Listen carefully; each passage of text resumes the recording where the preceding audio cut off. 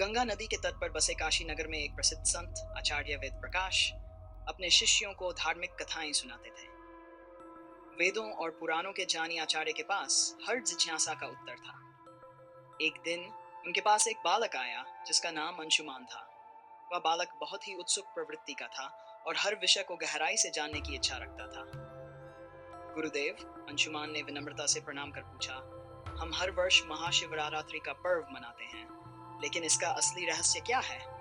ये क्यों मनाई जाती है? आचार्य वेद प्रकाश मंद मुस्कान के साथ बोले, वत्स, ये प्रश्न बहुत गूढ़ है, लेकिन इसका उत्तर तुम्हें एक दिव्य कथा के माध्यम से दूंगा। ध्यान से सुनो। सृष्टि का आरंभ और शिव तत्व। बहुत प्राचीन समय की बात है, जब यह सृष्टि अंधकार में डूबी हुई थी। कुछ भी अस्तित्व में नहीं था, ना देवता, ना मनुष्य, ना आकाश, ना धरती। चारों ओर केवल निशब्दता थी। तभी एक दिव्य प्रकाश प्रकट हुआ और उसी प्रकाश से एक अद्भुत शक्ति उत्पन्न हुई, महादेव शिव। वे स्वयंभू थे, निराकार थे और संपूर्ण ब्रह्मांड के स्वामी थे। लेकिन शिव केवल संहार के प्रतीक नहीं थे, वे सृजन और पालन के भी अधिपति थे। तभी भगवान विष्णु और ब्रह्मा के बीच ये विवाद उत्पन्न हुआ कि इनमें से सबसे श्रेष्ठ कौन है। ये देखकर समस्त देवगण चिंतित हो गए। तब भगवान शिव ने एक अनंत ज्योतिर्लिंग का रूप धारण किया, जिसकी कोई शुरुआत और अंत नहीं था।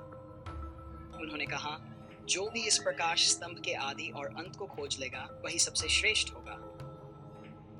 भगवान विष्णु एक जटायु के रूप में धरती की गहराइयों में गए और ब्रह्मा जी हंस रूप में आकाश की ऊंचाई में चले गए। लाखों वर्षों तक खोज करने के बाद भी वे इस दिव्य प्रकाश के अंत को नहीं ढूंढ पाए।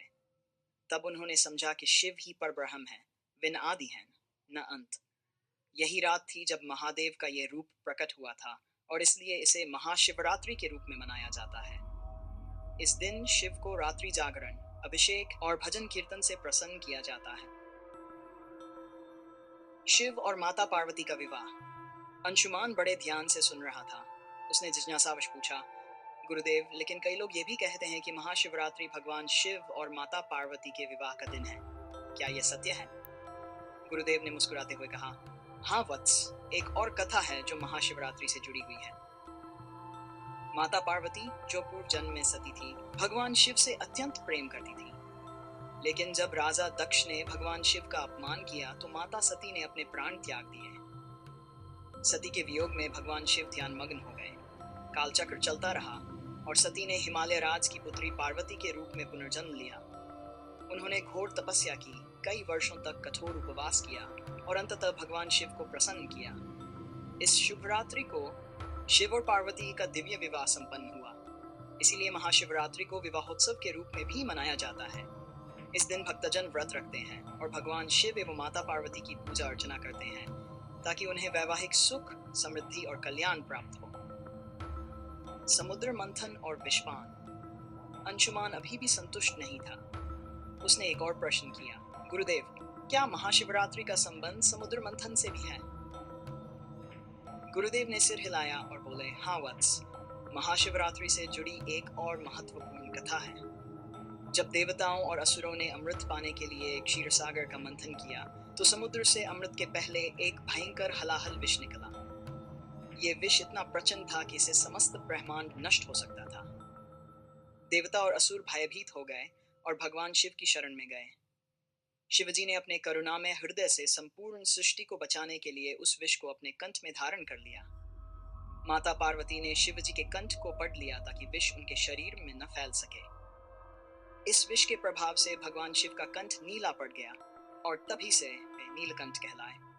महाशिवरात्रि के दिन भक्तजन भगवान शिव का जल और दूध से अभिषेक करते हैं, ताकि उन्हें शीतलता प्राप्त हो और समस्त संसार का कल्याण हो। महाशिवरात्रि का आध्यात्मिक महत्व। अंशुमान अब इन कथाओं को सुनकर बहुत प्रभावित हुआ था, लेकिन उसने गुरुदेव से आखिरी प्रश्न किया, गुरुदेव, इस पर्व का आध्यात्मिक महत्व क्या है? आचार्य वेद प्रकाश ने समझाया, वत्स, महाशिवरात्रि केवल उपवास या अभिषेक करने का दिन नहीं है। ये आत्मचिंतन और आत्म साक्षात्कार का पर्व भी है। इस दिन ध्यान और साधना करने से मन को शांति और सकारात्मक ऊर्जा प्राप्त होती है। ये दिन अहंकार और नकारात्मकता का त्याग करने का है। भगवान शिव का ध्यान करने से जीवन की बाधाएं दूर होती हैं और व्यक्ति मोक्ष के मार्ग पर आगे बढ़ता है। इसलिए जो व्यक्ति सच्चे मन से इस रात शिव की आराधना करता है वह पापों से मुक्त हो जाता है और उसे शिव का आशीर्वाद प्राप्त होता है। अंशुमान की अनुभूति। अब अंशुमान को महाशिवरात्रि के पीछे छिपा रहस्य समझ में आ गया था। वह अत्यंत प्रसन्न हुआ और बोला, गुरुदेव, आपने मेरी सारी जिज्ञासाएं शांत कर दी। अब मैं महाशिवरात्रि को केवल एक पर्व नहीं बल्कि एक दिव्य अवसर के रूप में देखूंगा। आचार्य वेद प्रकाश ने आशीर्वाद दिया और बोले, वत्स, सच्चा ज्ञान वही है जो आत्मा को शुद्ध करे। जाओ, अपने मित्रों और परिवार को भी इस पर्व का वास्तविक महत्व समझाओ। उस दिन से अंशुमान हर महाशिवरात्रि पर भगवान शिव की आराधना करता और अपनी आत्मा को शुद्ध करने का प्रयास करता। हर हर महादेव। इस प्रकार महाशिवरात्रि केवल एक पर्व नहीं है बल्कि यह शिवत्व को समझने, आत्मचिंतन करने और ईश्वर के प्रति भक्ति भाव प्रकट करने का एक माध्यम है। यह वह रात है जब हर भक्त अपने भीतर के अंधकार को मिटाकर शिव में हो जाता है। हर हर महादेव। शिव शंकर की जय।